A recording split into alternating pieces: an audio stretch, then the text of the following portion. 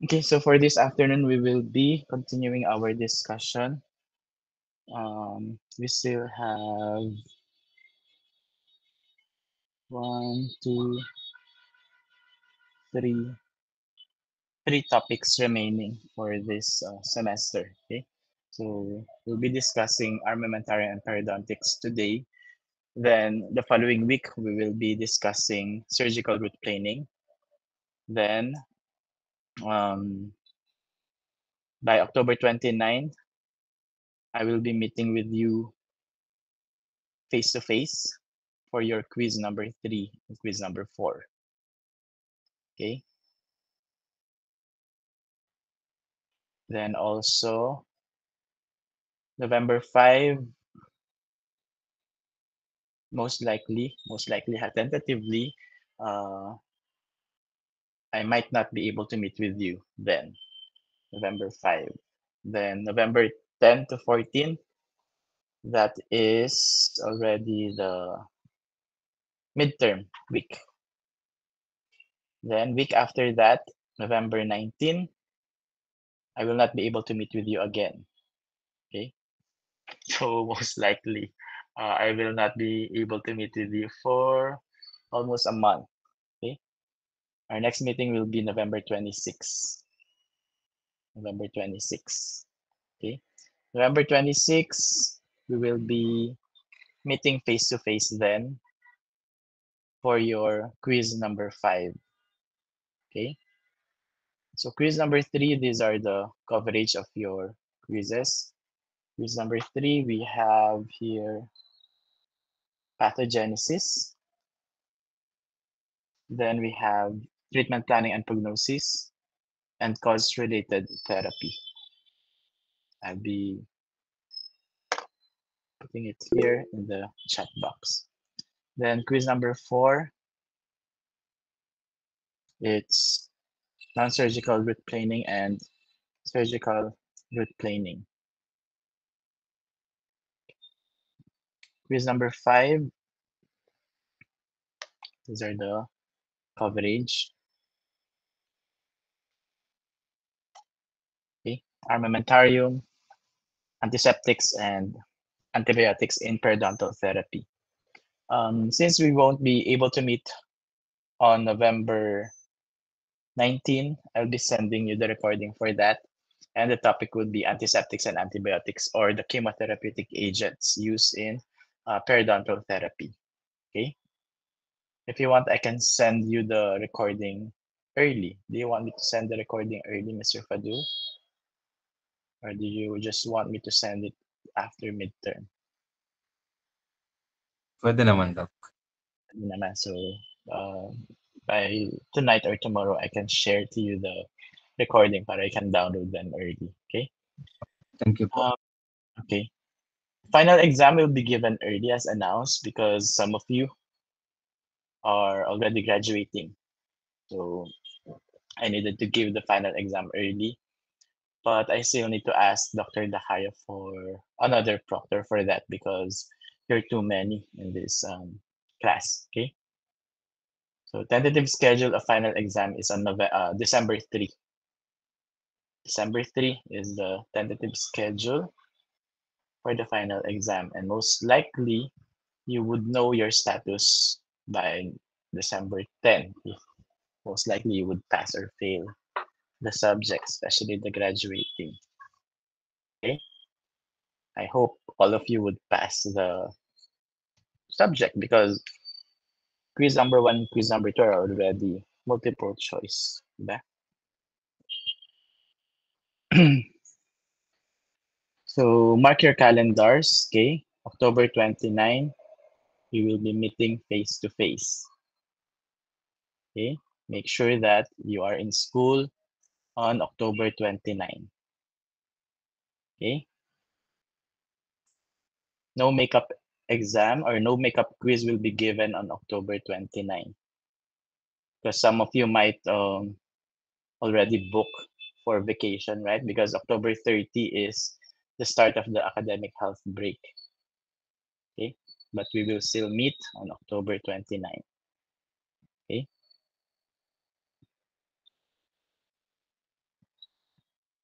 Mhm.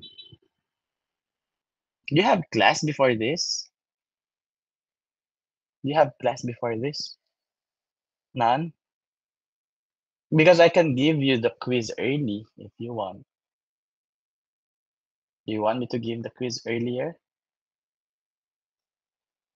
I can give the quiz earlier for those of you who would be um, going back to the province. Okay, I can give it earlier. Okay, I'll just arrange the schedule.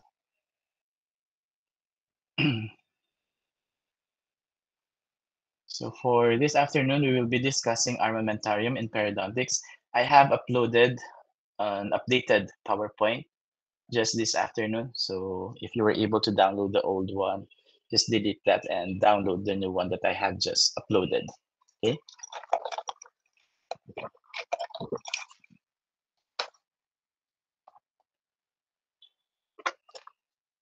So let's begin with our discussion. I haven't seen your grades yet. I have checked part one. I already have the bubble cards with me, but I was too busy. I haven't seen them yet. I have endorsed them to my secretary. So I told her to sum up your scores for part one and part two. Okay. Hopefully, I can return your papers on Tuesday. I'll be in school on Tuesday, full day. So you can try to find me on Tuesday. Okay. So let's begin with our discussion. So this is armamentarium in periodontics. Objectives of the lecture are the following: enumerate the different instruments used in periodontal therapy, know the function of the different instruments, differentiate sickle scalers from curettes, know the advantages and disadvantages of ultrasonic scalers. So when we say armamentarium, these are the equipment and materials of the clinician needed for a certain procedure. Okay, I'm sure you're familiar with the basic instruments, right? So we will be discussing the basic instruments, the instruments used for periodontal examination, for management of periodontal disease, for polishing after scaling, and those that are used for surgery. Let's first discuss the parts of the instrument. We have here the handle, the working end, and the functional shank. So this is the handle, this part here. Then you have your functional shank here, okay?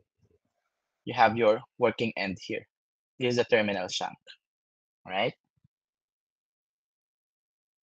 So talking about the basic instruments, I'm sure you're very well familiar with the mouth mirror. Okay, what are the purpose of the mouth mirror? So you use the mouth mirror to check, diba? To check, especially to reflect the image or the tooth, right?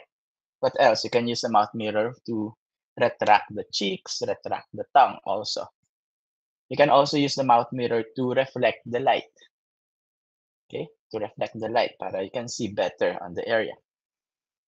You also have here the cotton pliers. You have your explorer as well, okay? Since we're doing perio for this case, you would be adding periodontal probe as our basic instrument here. But if you're, let's say, performing tooth restoration, of course, you won't be putting out a periodontal probe. Instead, you will be preparing a spoon excavator. If you're performing tooth extraction, of course, you'll be changing this to a gum separator. Okay, so why do we need to prepare Explorer for periodontal examination? Because Explorer is used or can be used to locate the subgingival deposits and caries, caries teeth. Okay, you can also use it to check for smoothness of the root surface. Okay, keep in mind that when you use an Explorer, your Explorer should be blunt, should have a blunt tip, because if your Explorer has a pointed end, what can happen? You can damage the enamel. Okay, if there's a mineralized enamel there and you have a very sharp Explorer, you'll be damaging the enamel, creating a cavitation on the tooth surface already. Okay, So talking about the perioprobe is tapered, rod-like instruments calibrated in millimeters with a blunt and rounded tip. Okay, most of the periodontal probe would have a circular cross section. Okay, we have one periodontal probe that has a rectangular cross section, but most of the time it's circular or round, the below. And the tip of your periodontal probe is 0.5 millimeter in diameter. Okay, when you insert your periodontal probe, you insert it as parallel as you can to the long axis of the tooth. Okay,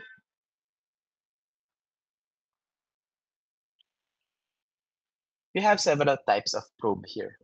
We have the WHO probe, we have the UNC 15, you have the Williams probe, you have the Goldman Fox probe, you have the CP10 probe, and the Neighbors probe, or also known as the Neighbors Furcation probe. When you say WHO probe, WHO stands for World Health Organization. Okay.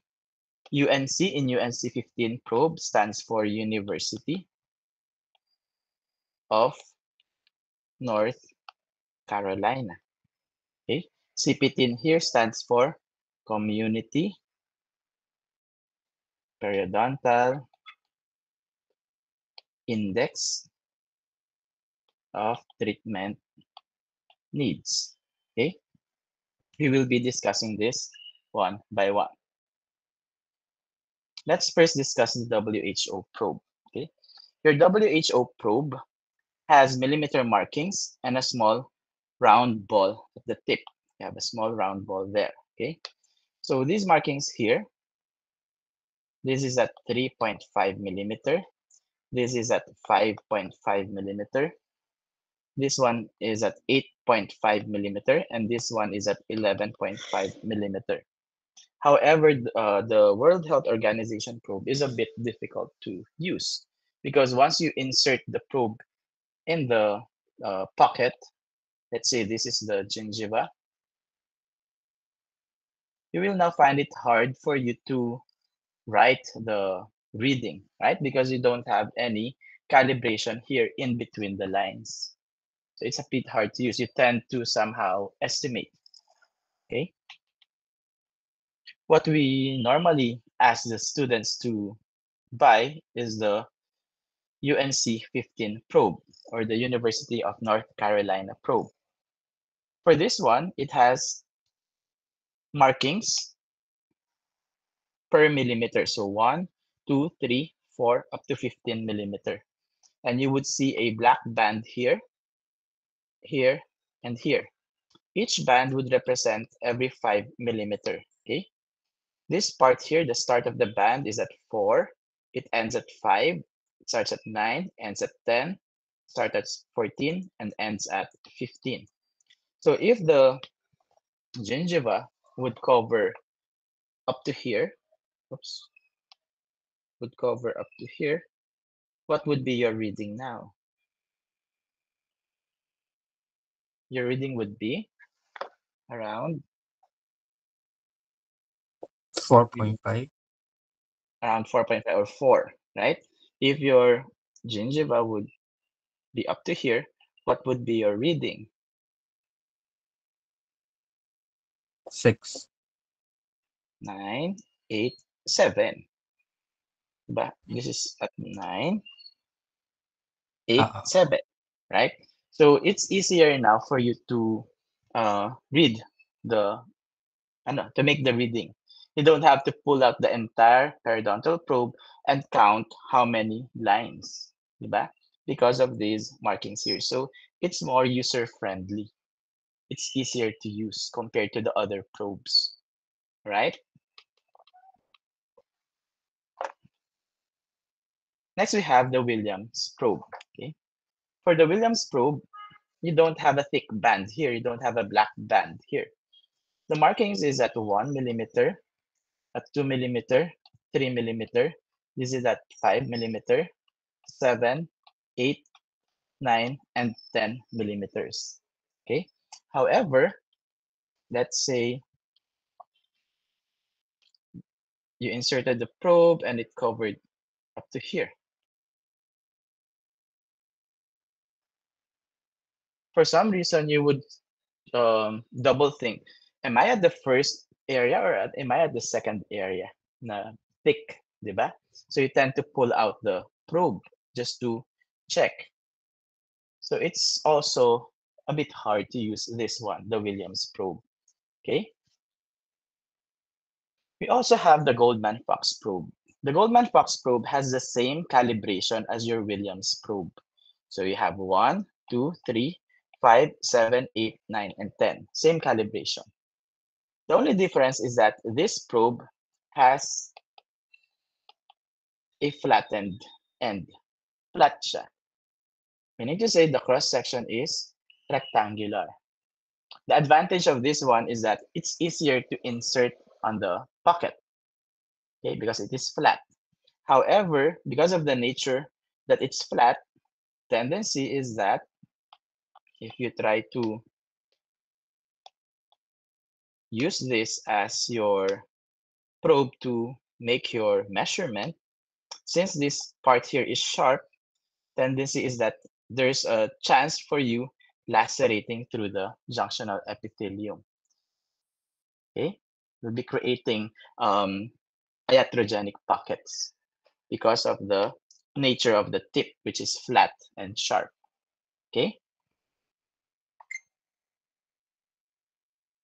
You also have the CPTIN probe. So Community Periodontal Index of Treatment Needs. It is recommended for use when screening and monitoring the patients with CPTIN index. Some of you would tend to buy probe that are double-ended. One end is UNC 15, the other end is CPTIN.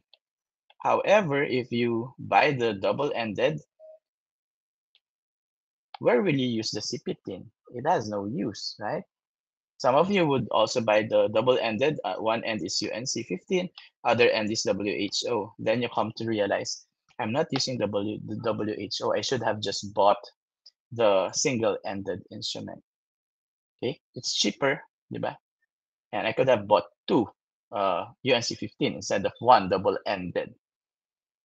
Some naman would buy the UNC 15 that is double-ended, which is also useless, diba? Because you won't be able to use the same instrument for another patient. You have to sterilize again that instrument. Diba? It's more economical if you will be buying the single-ended instrument. Okay. Your CPTIN probe, if you look here, it has a ball at the end and it measures around 0.5 millimeter also. The last probe is your neighbor's probe or your neighbor's furcation probe. It looks like an explorer, but with a blunted tip.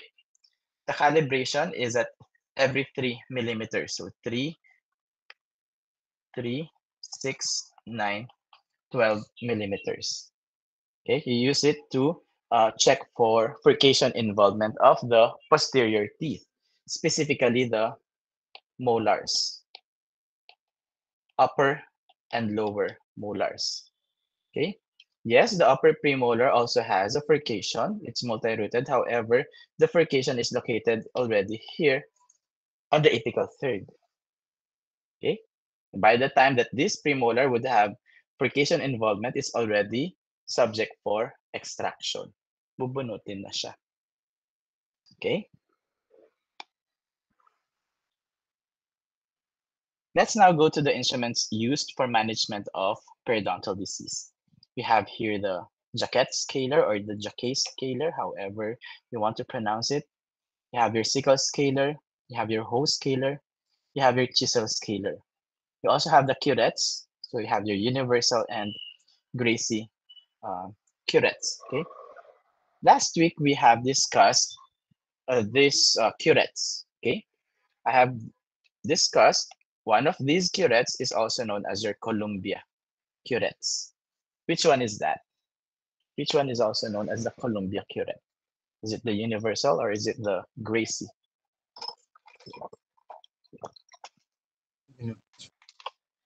Hmm? Universal. The universal curette are also known as the Columbia curette. Okay, whereas the Gracie curette are the area-specific curettes. Okay,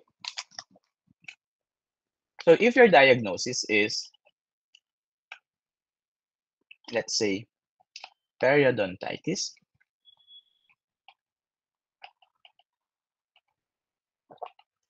what instrument would you use? Which instrument would you use? Is it the scaler or curette? If perio, you'll be using Yes. the instrument of choice or the curettes. But if your diagnosis is gingivitis, instrument of choice is the scaler, right? Because for periodontitis, we perform scaling and root planing. For gingivitis, we perform scaling and polishing. Okay, let's first discuss the scalers. Earlier, I have mentioned to you that the probes, periodontal probe, most of the time would have a rounded cross section, right? For the scaler, scalers has a triangular cross section. Scaler, okay? Scalers has a triangular cross section, unlike your periodontal probe. So scalers is used for removal of the supragingival deposit of shallow pockets. Okay? Face of the blade forms 90 degrees, flat surface, and two cutting edges that converge in a sharply pointed tip. Is used with a pull stroke. We have two types of scaler. We have the straight scaler and we have the curved scaler. Straight scalers are also known as your jaquette scaler, okay? While the curved scaler is also known as your sickle scalers, right? For the jaquette scaler or the sickle scalers, for the jaquette scalers or the straight scalers, you use it for the anterior and premolar. Sickle scalers are mainly used for the posterior teeth. Okay. However, if you only have the sickle scaler, it's already okay if you use it for the anterior. Okay. I would prefer more of the sickle scaler compared to the jaquette scaler. Okay. Some would choose to buy combination, diba? Some would choose to buy a combination. One end is jaquette, the other end is a sickle scaler. However, for that type of scaler, the sickle scaler is not angulated. It's just straight like that. Unlike if you buy this one, the sickle scaler, the sickle scalers are angulated this way. One would be facing here, one would be facing here. So it's easier for you to use it on the posterior teeth because it's already pre-angulated. Okay. The code for the jaquette scaler is this one, SJ3132. And for the sickle scaler, it's H6-7. Okay.